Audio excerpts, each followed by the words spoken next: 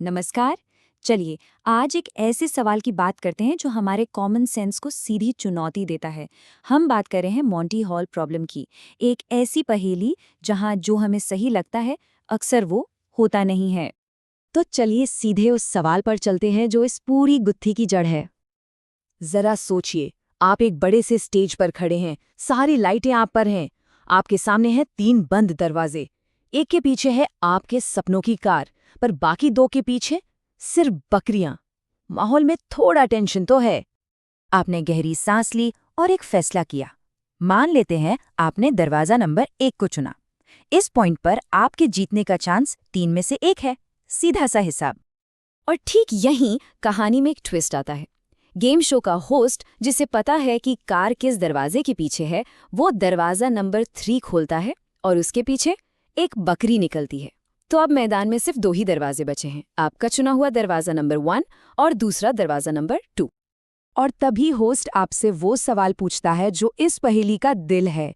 क्या आप अपने पहले फैसले पर टिके रहेंगे या फिर दरवाजा बदल लेंगे? यहाँ एक पल के लिए रुककर सोचिए, आप क्या करते हैं? और बस यहीं से हमारा मन और गणित आमने सामने आ जाते हैं। जो दिल कहता है और जो आंकड़े कहते हैं, उनमें जमीन आसमान का फर्क है। तो चलिए इस जंग को थोड़ा और समझते हैं।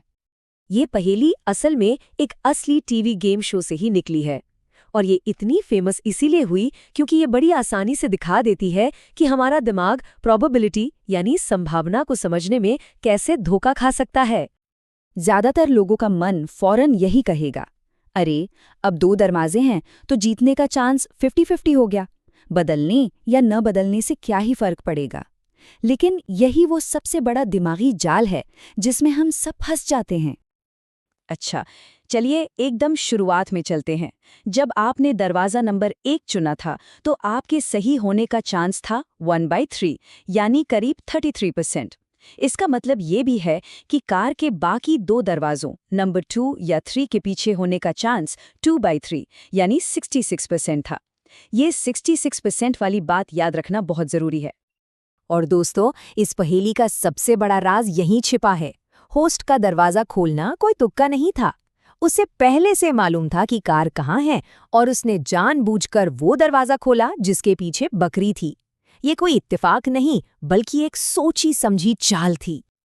और होस्ट की बस इसी एक चाल से पूरा खेल पलट जाता है। याद है वो 66% चांस जो दरवाजा नंबर 2 और 3 पर बटा हुआ था?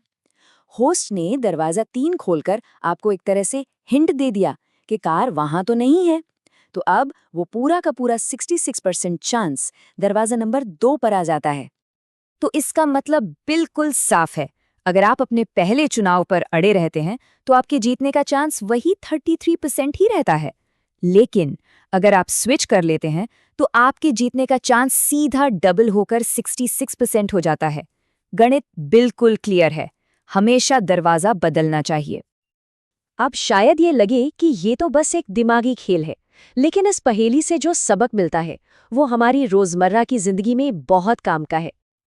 देखिए, ये सिर्फ दरवाजों का खेल नहीं है। ये इस बारे में है कि हम नई जानकारी मिलने पर अपनी सोच को कैसे बदलते हैं।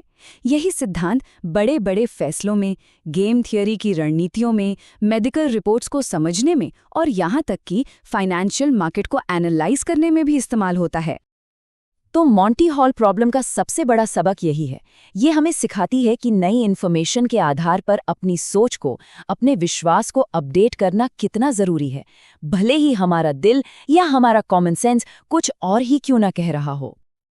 तो आखिर में इस पूरी बातचीत से हमें क्या लेकर जाना चाहिए?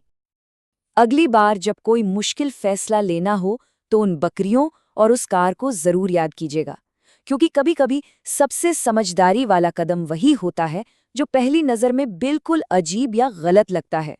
दरवाजे बदलने से डरना नहीं चाहिए।